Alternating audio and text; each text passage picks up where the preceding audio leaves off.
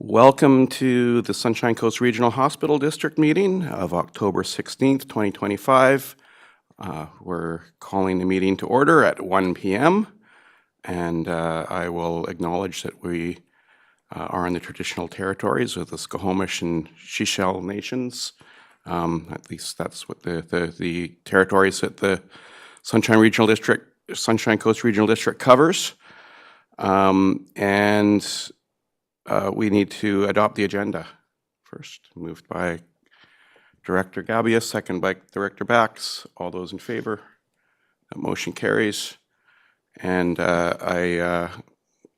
probably today I will be reliant on my colleagues to correct me or keep me, and especially my vice chair, because I just arrived back from an international trip, and I woke up like half an hour before this meeting and a little bit spaced out, but also, yeah, so that leads to the, well, let's do the minutes first. We've also got minutes from July 17th, 2025 that we need to adopt. Moved by Director Toth, seconded by Director McMahon. All those in favor? Those are adopted. And leading to we've got no business arising. Leading to the delegation, we have the Sunshine Coast Hospice Society here, Ellen Adelberg as the president, and Tess Huntley's in the audience, is on the agenda, but the actual delegation is also co-led by Sean Parr from Vancouver Coastal Health. So welcome, and I'll acknowledge as well that this is new to me, so I have not even been able to read the materials, did not get to that on the plane, so I'll learn about it as you do your presentation, and so will the board. I'm assuming with that you're turning it over to us. Thank you very much. Thank you so much, Mr. Chair, and all the directors for having us today, and thank you to all our supporters who are all behind me. They're pretty much all volunteers or staff, mainly volunteers with hospice.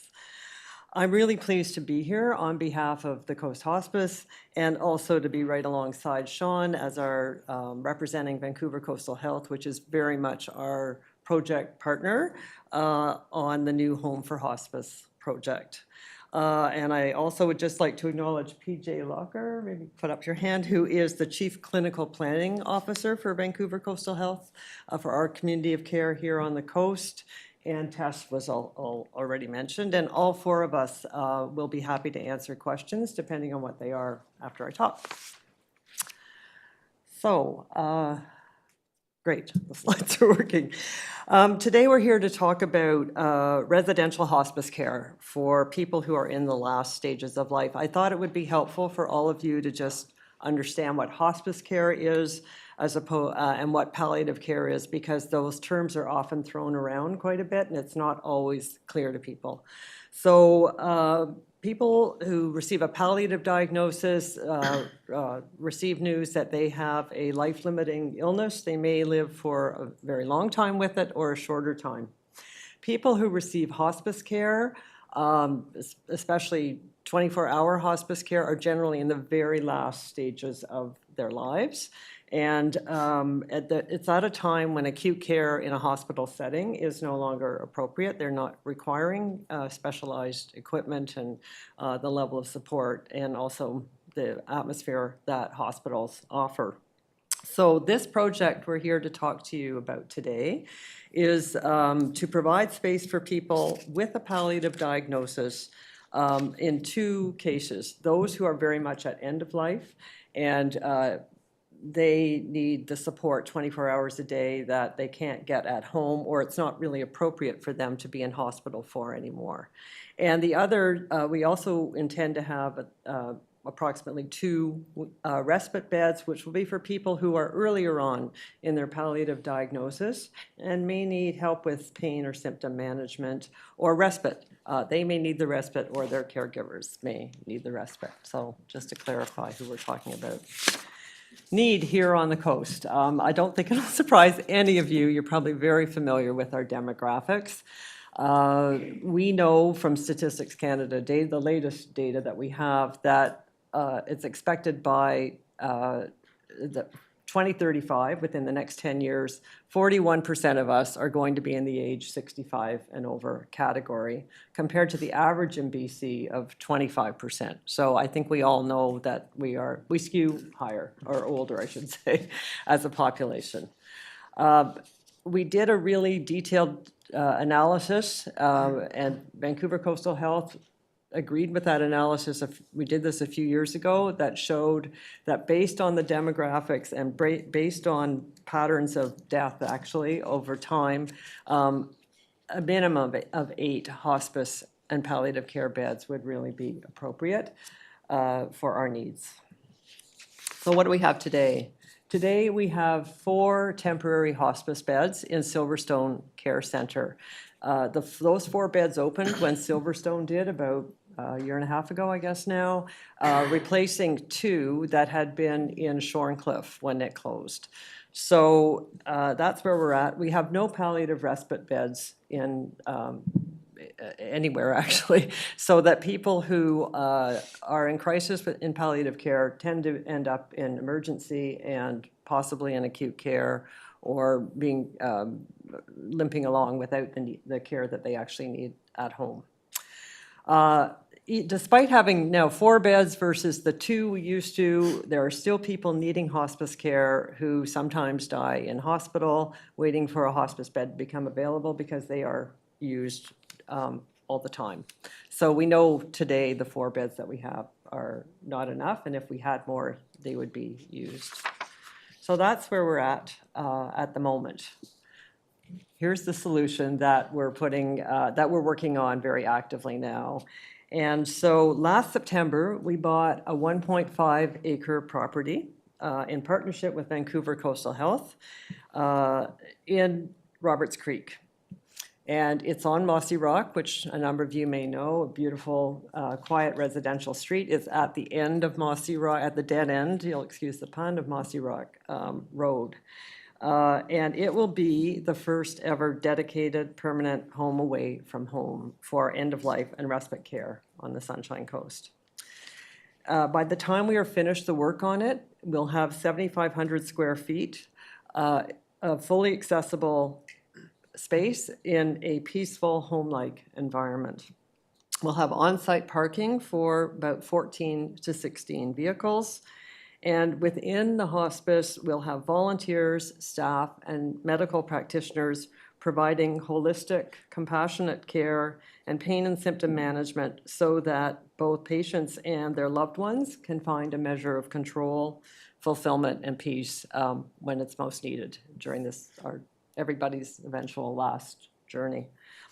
The location, we think, is quite ideal. It's, of course, halfway between Gibsons and Seashelt. It's about an 11-minute drive from the hospital, and it's within walking distance of the amenities of Roberts Creek, the village where, as you all probably know, the cafe and the store, and even access to the beach is not very difficult from there. So that's the location. A little bit more about the property. I know this is hard to see on the screen. I don't expect you to study it, but I just thought it would give you an idea of what we intend to do with it. It was a 6-bedroom, 6-bathroom, originally built, believe it or not, as a family home, and then converted or used for a bed and breakfast. And so with 2 additions, which are they're actually appearing in blue. They were in blue. I think they look like they're in purple now. Yeah, they are in blue. There's one at the back and one at the side. We will have a total of 8 suites, all on the main floor. Each will have their own bathroom, not a full bathroom, but ensuite. And there'll be an additional spa room there. The second, we will be putting an elevator into the building. Not surprisingly, it doesn't have one. It was a residence with a staircase. We'll have a staircase too, but we'll be putting in an elevator where that will go right from the basement, which is high and dry. It will not be finished, but it'll be a great place for storage, which other hospices have always told us is a key missing item when they build from scratch. So luckily, we will have that in there. The elevator will accommodate wheelchairs, not full beds. So all of the patient care will happen on the first floor. The second floor will be used for offices, both for Coast Hospice, for Vancouver Coastal Health staff, for meeting rooms with families, and we'll actually be able to have a family suite up there that out-of-town relatives or loved ones can stay in when need be. We have, on site, there'll be medical staff, of course, 24 hours 7. Vancouver Coastal Health will oversee that part of the work. Coast Hospice will also have volunteers on site, not 24/7, but on a very regular basis, to provide support both to patients and to families and other loved ones.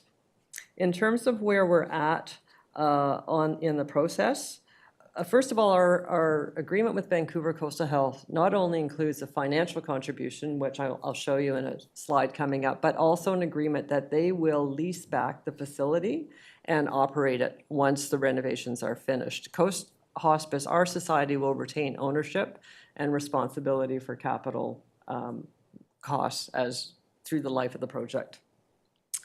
We have contracted with Longman Developments, as I'm sure many of you know, a very well-regarded local firm, to do the work on the property. The work has begun. They started in June with the deconstruction, we're calling it, of the main floor, which pretty much is down to the studs now, and some changes to the second floor, though not as extensive.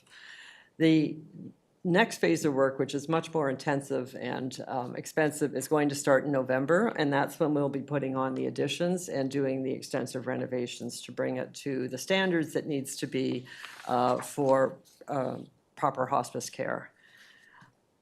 So that's where we're at on the actual physical building.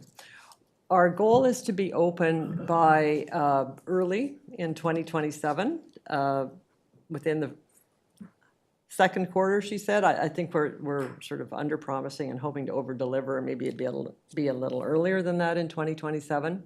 Once it's open, hospice is really going to be a pressure valve for our hospital. So palliative patients who are at home now and are presenting to emergency will be able to come for palliative respite and symptom management to hospice. Inpatients at hospital who are no longer needing the kind of acute care that they may have been getting when they first arrived will be able to be transferred to hospice for their final days in a much more peaceful, calm setting. They won't be hearing codes being called and all that kind of thing. Patients who are at home will be able to come to Mossy Rock as well for short stays for pain and symptom management. And again, that's where we're finding that people are tending to go to hospital because there's nowhere else to go when they hit those kind of crises. Studies show that when patients have early access to palliative care, they're less likely to need ER visits or acute care admissions. And I think that pretty much covers the points I wanted to make on this slide. So we're estimating that every year the 8 beds could accommodate up to 300, a little over 300 unique patients based on average lengths of stay for different types of care. Partners and early supporters. Well, our hugest partner is absolutely Vancouver Coastal Health, who we worked with extensively to get to the point we're at now in agreeing that we should have a community-based hospice on the Sunshine Coast, and we're very grateful to them for that. And the quote that is up here that you can see on your own computers is from Fernando Pica, who is the CFO, noting that small community-based projects like this that help to relieve pressure from hospitals is really a way forward that Vancouver Coastal Health is recognizing for relieving some of the pressure that our rural hospitals are facing. I also should mention that we've received support from many individuals and other organizations already. The Sunshine Coast Healthcare Auxiliary, you may have noticed in the Coast Reporter back in May, I think it was in the paper, that have come forward with a grant of $250,000 towards the project that we'll be using to buy equipment for it. And we've had many individual donors either leave bequests or give significant gifts that we are, adding to the pot. The other organization I should just mention, although, well, they're perhaps not well known out here, it's called the Vancouver Commandery of the Sovereign Order of St. John of Jerusalem. This is an ancient order, it turns out, and their main mission is palliative care. And so they've committed to $150,000 to this project. So moving on to our capital campaign, which is important, very important to talk about and why we wanted to come to you today. The project cost all in, we're estimating, and we think it's a realistic estimate based on a lot of work that a lot of people have done on the budgeting for the build and all the equipment that we need, is $7.4 million. And that includes a $500,000 capital reserve that we have built into the project so that over time, even though it'll be brand new renovated by the time we open, over time, of course, we all know things need replacing. So the idea is to have a capital reserve that will accumulate, some money and be able to be used as if a driveway needs repaving and, things will need to be replaced. Where we're at in terms of our fundraising is Vancouver Coastal Health has committed $3.32 million to the project. And actually, it was their early contribution of $2 million that allowed us to buy the property. That was the cost of buying the Mossy Rock property, and we were able to purchase that in full without a mortgage. So the rest will go towards construction and equipment costs. We have also been able to raise another $2.45 million in private gifts. So that is really from individuals who've left bequests and from a quiet major gift fundraising campaign that we've been conducting over the last 14 months, talking to individuals and families and foundations who are able to give 5 or 6 figure gifts. So that's where the money comes from, the $2.45 million.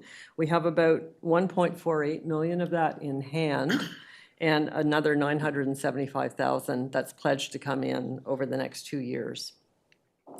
That leaves us with $1.63 million to raise to complete the project. And I should note that when I get to the next slide, we are very much open to and working with lots of other organizations and individuals on gifts that are pledged over a couple of years, recognizing that we're talking about significant sums of money. So our request to the Regional Health Hospital District today. We are inviting you to consider a capital contribution to the project of $1.5 million to enable us to complete it. We will still need to do private fundraising in the community. We have a plan for that. And we do have some other asks out there with no guarantees that they will come in. So we're not worried about being able to raise the full amount on top of our ask to you today. The amount that we're asking you to consider is about 20% of the total capital cost of the project. And of course, that will enable us, as I said earlier, to open 8 palliative beds on the Sunshine Coast within the next 15 months to alleviate the pressure on the hospital that we're feeling today. And also to release the 4 beds at Silverstone that are that really were built for long-term care back into the long-term care system. So in fact, it will release 4 beds back to long-term care and open up 8 new beds for hospice care on the coast. I just wanted to mention before concluding that we would welcome any and all of you to come for a tour of the site. The next phase of construction is likely to begin by the middle of November, so the window is a little bit short for coming when it's now pretty easy to walk through, but we can arrange something after that if that timing works for folks. And with that, I think I would like to open it up to questions and reiterate that both Sean on behalf of VCH and myself on behalf of the Society are happy to answer them. Okay, and I'll be conducting questions in person here, not with our digital format, since I'm not even on that program. So, and I see Director Inkster first, but I just have an opening question, which I think everyone will probably want to know the answer to, is how has, now we haven't had a chance to really get into the details yet and figure out how this could work logistically and also in balance of other capital requests that we have or might be coming in the VCH system. But how logistically, how does this work not being technically so far a hospital site? I know that some research has been conducted on that, so Yeah, thanks. Thank you. I'll take that one. And so I've had some conversations with your Chief Administrative Officer this week in terms of the process. So first of all, thank you for allowing me to be here today to speak to that. The obvious question is, why hasn't this come to you already, right? So this project's been underway. This is technically outside of the remit of an RHD. Right, because this is a non-hospital, non-acute site, hence the ask today. So there is a process that the ministry has allowed for delegations of sites that are not part of your current remit to be included within the mandate. Now, there are some impacts and implications to that. So as part of your deliberations, which I assume will have to be offline, you do need to understand that they'll have to change a bit of the mandate, and there will be a process going through the ministry to actually have that delegation. They do need to approve that, to put that into your mandate for, consideration. So there is a process which I can outline. I can certainly work with Tina on that, but that's certainly something you need to consider as part of your deliberations. do we have any idea how long these processes take? Well, Usually processes take a long time with the provincial government. Sometimes they can, but I'm here today to represent Vancouver Coastal Health and to say that this is a priority for us. We strongly support this as the right thing to do. So this would be one of the ones that I would fast track for consideration for the ministry. So we have some connections there, so we can certainly say that this is something we'd support and to move forward. If accepted, we would certainly try and move this forward quickly. Thank you. And just, after that overarching question, I'll go to Director Inkster. Thank you, Chair. Having lost 2 parents recently, fast but slow. If you understand, people know what I mean. You find out fast there's a problem, and but they die slowly. So I appreciate you. I like this idea because we're all getting older. Let's be honest. I know the site. I was just there a few times to pick up some firewood, so I certainly know the site. I'd love to be part of a tour package. And I like a couple of the arguments you've made where you're releasing some beds at Silverstone, which sadly with some of the facilities that have been built, they're built to capacity right when they start. And so we need more beds on the Sunshine Coast that provide long-term care other than the services you nicely provide. So I just have a couple of questions, Chair, as I say that, because I appreciate the all coming to present to us. I appreciate this group.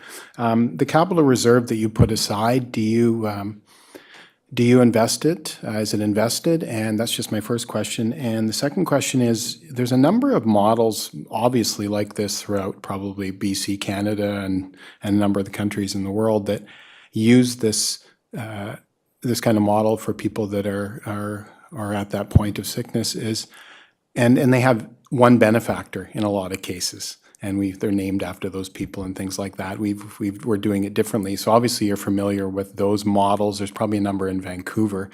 It would be, and so just my second question is, are you familiar with those models and how we could get to one of those situations, maybe to do expansions in future or things like that? Thanks.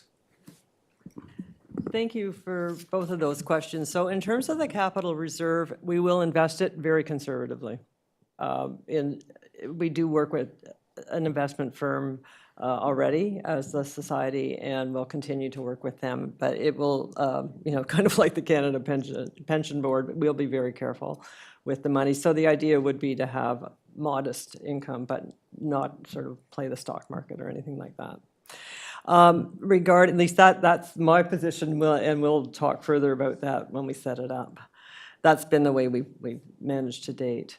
Sorry, your second question was about naming rights of facilities. Yeah, we have had that conversation, and it's been interesting. And what we have, nobody has stepped forward with a multi-million-dollar gift.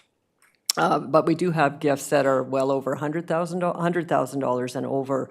And so what we decided early on is that we are going to offer people, and not everybody even wants those opportunities, but those who do, especially organizations, we have a system of setting up beautifully designed, what we're calling storyboards, so they'll look like pieces of art, and they'll be framed, and they'll be in the public areas of the building where major donors can tell their story about why they supported this project and what it means to them, and they'll be permanently up inside on the walls.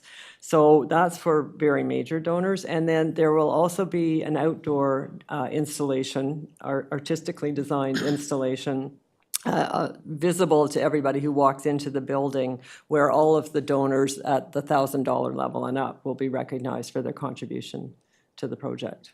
And it will be, the idea is that if big gifts come in over time, they would continue to be recognized in one of those ways. If we get a multi-million-dollar individual gift and they want naming rights, we'll have that discussion. We're not anticipating it, but you never know. I have Director Bax next, but I just wanted to follow up on one of Director Inkster's points, and he mentioned the 4 beds being freed up at Silverstone. Just because there have been so many iterations of Silverstone over the last 8 years or so, more than that, I think now. Would those have been publicly funded beds, or were those going to be the private?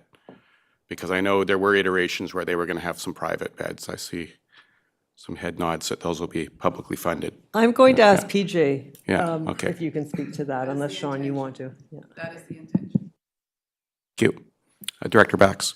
Thank you, Chair. And I know that I've been among those at this table that have benefited from a hospice in my life. And it's when it's there when you need it, it's such a relief. It takes a weight off of people's shoulders. I used it as a respite for myself as a caregiver. But talking about the Regional District Hospital Board, the nuts and bolts behind this ask is something that I want to dig into. We have Sean here from the Vancouver Coastal Health. So it's my understanding that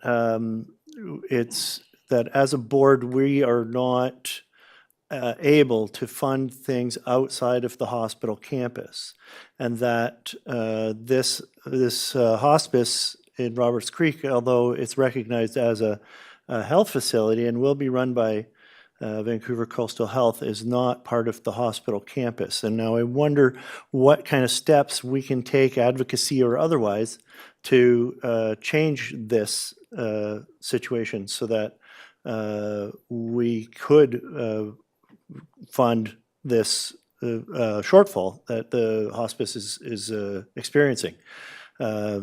And whether or not other organizations, other facilities like Shorncliffe could be considered part of the hospital campus. That's my question. How would we go about doing that? Okay, kind of similar to my first question.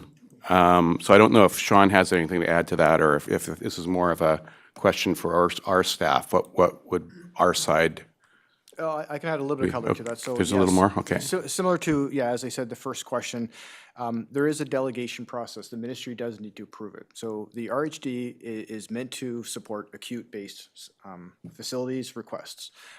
But expanding that mandate does have some impacts and implications. So the first part of that delegation process is for, a support from Vancouver Coastal Health. So the application being made to say, yes, we do support that, and then the ministry has to approve it. So as I mentioned, we would certainly work with our finance folks in the ministry to say, yes, this is something we support, and as long as the RHD is of course saying that's something they wish to do. Going beyond that to other sites does have implications, right? Because then you are looking at, you know, an ask to expand the way you're funding and supporting in a sustainment mode. So that's also something I'd consider, or I think you'd want to consider for your deliberations as an RHD mandate, because it is expanding that as a sustainment ask then for these other sites beyond the hospital. So it's, there is some things for you to consider for sure, and that's why I say you definitely want to think through that, and I encourage conversations with your chief administrative officer to sort of work through those mechanics and the impacts, implications. Okay, thank you. Director Stanford. Thank you. I had a more sort of operational questions for now. What kind of services do you provide to families of people that are in the hospice right now? Like what kind of things can you offer? And then I have a follow-up question. Sure. So currently, Coast Hospice provides support and everything from supporting families to sitting vigil with people who don't have any family, wherever they are. So it may be at home, it may be in hospital, it may be in long-term care. So that's the way we've operated for over 30 years, when the Hospice Society was first founded by retired nurses who recognized there really was no real support beyond once people had a diagnosis other than cope at home. Yeah. I hope that's. And then a quick follow-up. Is it, when somebody goes into hospice, is there a cost to them? Is it covered by MSP? Is that how it's handled? My understanding is that there is a small cost. Do you want to speak to that, Sean? Yeah.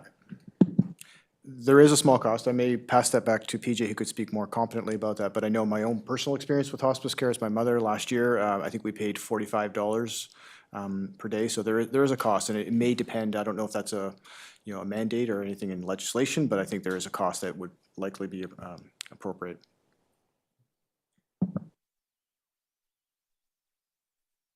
Is that another question? Oh, yeah, Director Inkster. Chair, I think, I hope one day, this is a great presentation. I really like it. I hope one day we can talk about Shorncliffe somehow and maybe get the health minister here. I've mentioned it before, so. We did just talk about Shorncliffe last month, Yeah. straight to the ministry. Yeah. At the table at UBCM, yeah. So we keep doing it, yeah, we will. I don't mean it,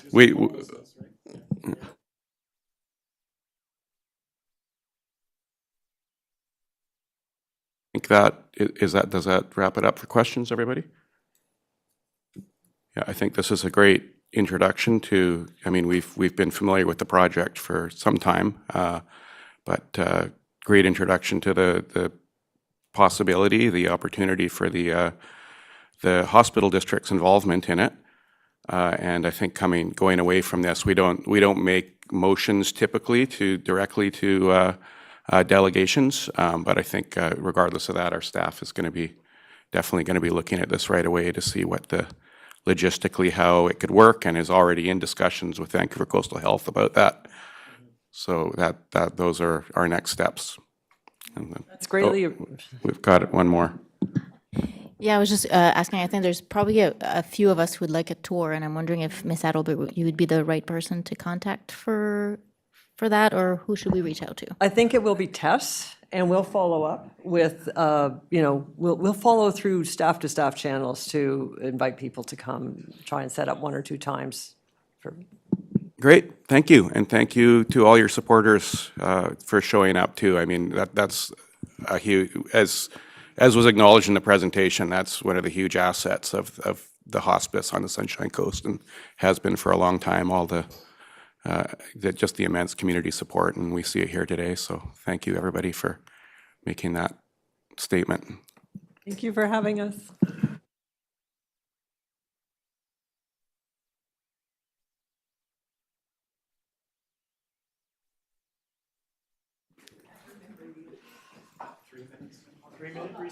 Just to, sure?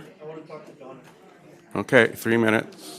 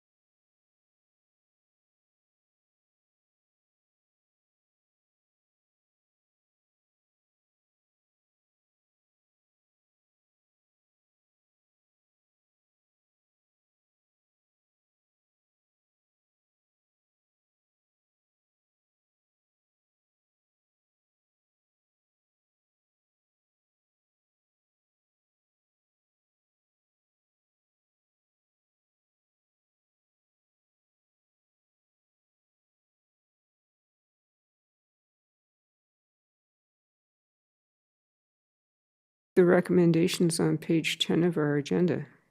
Thank you. I see Director Gabby is seconding that. Are there any further discussion? All those in favor of the motion? The motion carries. And now on to 6.2, which is the Sunshine Coast Regional Hospital District provisional budget, also coming from our CAO to introduce. Okay, go ahead. Per the Hospital District Act, regional hospital districts are required to adopt a provisional budget for the following year by December 31st. So before you today in today's agenda is a provisional budget for 2026 that is recommended for adoption. And with that said, would be happy to answer any questions about the provisional budget and the components that make up it, the provisional budget as outlined in the staff report. Okay, thank you, Alex. Going to Director McMahon. Yeah, this is pretty straightforward because it's just saying that we're going to pay down our debt and transfer other money to the major capital fund, and the decisions about that come later, right? So, yeah, looks like a slam dunk to me. Any other comments or questions? Do you want to move that then, Director McMahon? Sure, I'm happy to move adoption of the provisional budget for 2026. Okay, and seconded by Director Lee. Any further discussion? All those in favor? And that motion carries. Thank you, Alex. And on to communications, which is 7.1 on our agenda. And this is regarding meeting with regional hospital districts, September 2025, page 32. And, Who's at this meeting? sorry? Who is at this meeting? Oh, right. Okay, so this is the minute, this is the presentation, yeah. Yeah, I'm having to remember what went on the last couple months. So this was a meeting where RHD chairs were invited to an online meeting with the Minister of Health and the Minister of Infrastructure, and they went over the way that this new Ministry of Infrastructure is going to be involved in building health facilities.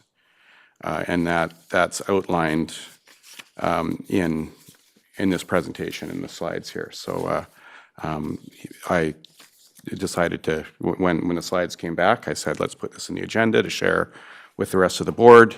But really, I think the greatest value of the meeting, and I think our regional partners at Sea to Sky and Catet both agreed with this afterwards too in discussions, was just having a roundtable of every regional hospital district talking about what they're doing and their experiences. And they have across the province there's such a variation on how regional hospital districts operate. But many are finding the same challenges with their health authorities when it comes to just having stronger communications. And I mean, I think, and that involves the Ministry of Health as well, because I think a lot of times the Ministry of Health is kind of behind the eight ball or in announcing funding or announcing support for programs and facilities, and then that creates challenges, communication challenges, even just the one that was acknowledged this morning, where it's something comes to us without a lot of heads up, and that's happening all over the province. And I think also all over the province there's there's a challenge with we were just talking about downloading a bit during the break, and some regions are very enthusiastically jumping in, maybe because they have the financial ability to fund projects at a much higher proportion than others can fund or typically fund. And that's putting pressure on all of us, I think, in a lot of ways, or in that increasingly health authorities or the province is looking at hospital districts to take on more funding from property taxes on really what are provincial programs. So Director Inkster? I guess that's the backstory to some of that presentation.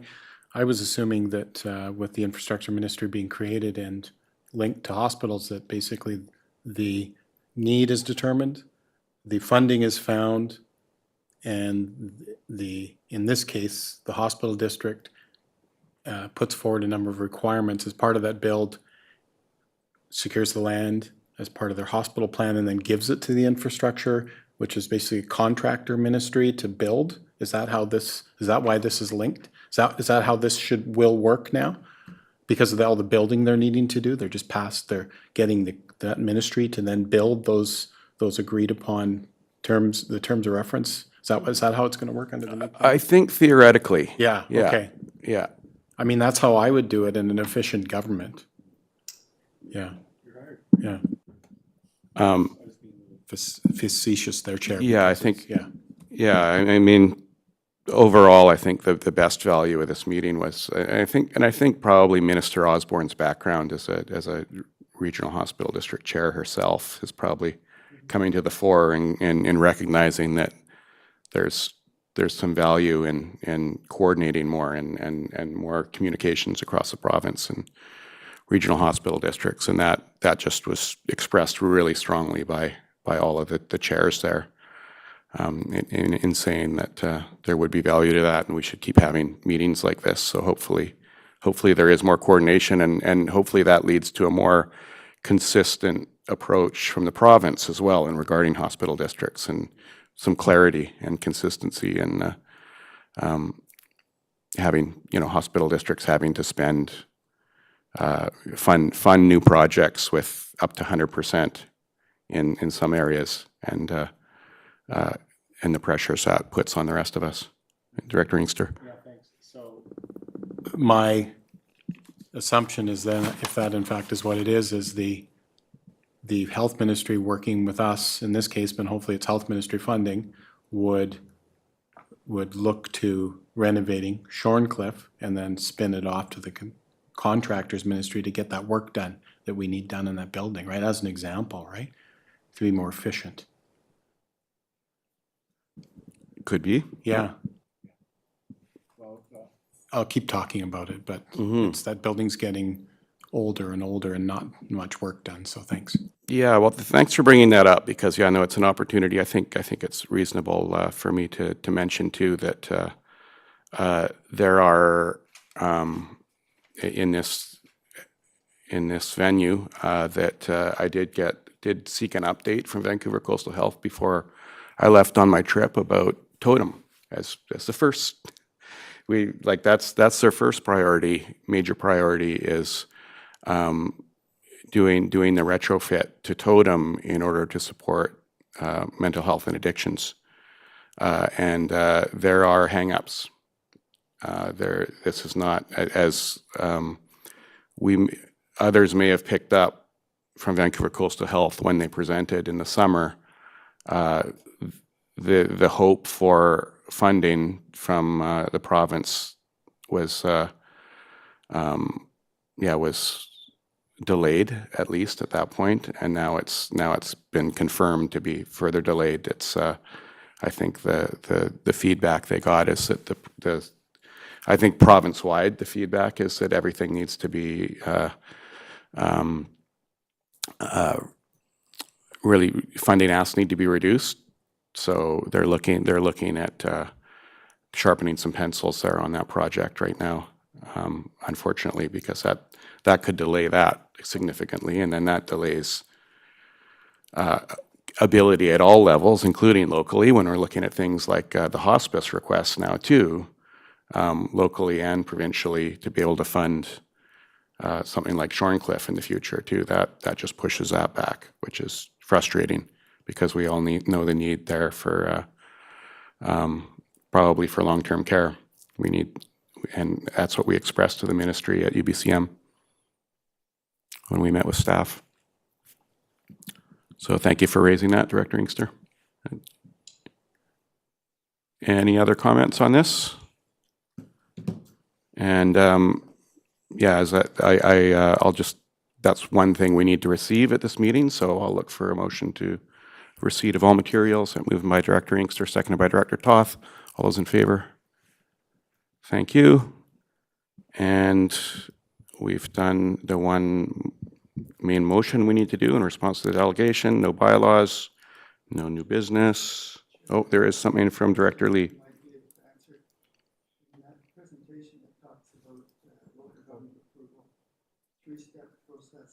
Minister of Infrastructure additional authority with local government without their agreement. Do you know about that? Is there, what the heck are they up with too, or? I might have to get back to you on that one. Could you tell me the page number? Sorry. 40. Page 9 of the presentation, but 40 of.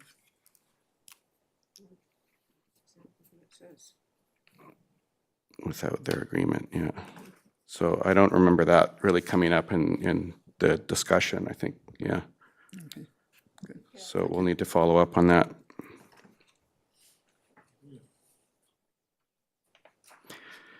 Yeah, it's even the way it's worded is kind of vague too, so.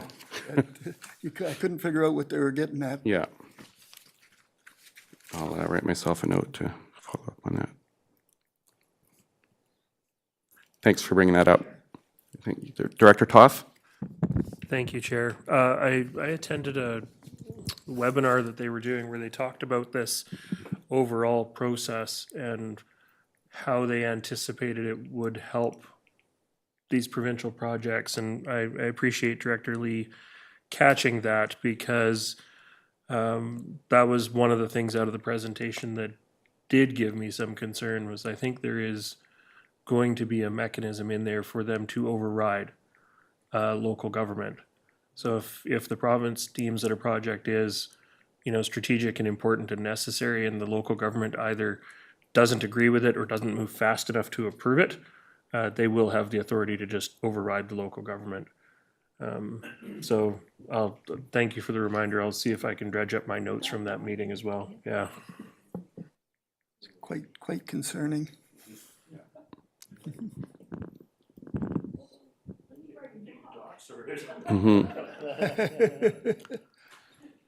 Okay, are we ready to move on to going in camera? There's a motion on our agenda that mentions the sections that we would be going in camera under, and I see Director Toth moving that, seconded by Director McMahon. All those in favor? The motion carries, and we will just take a minute.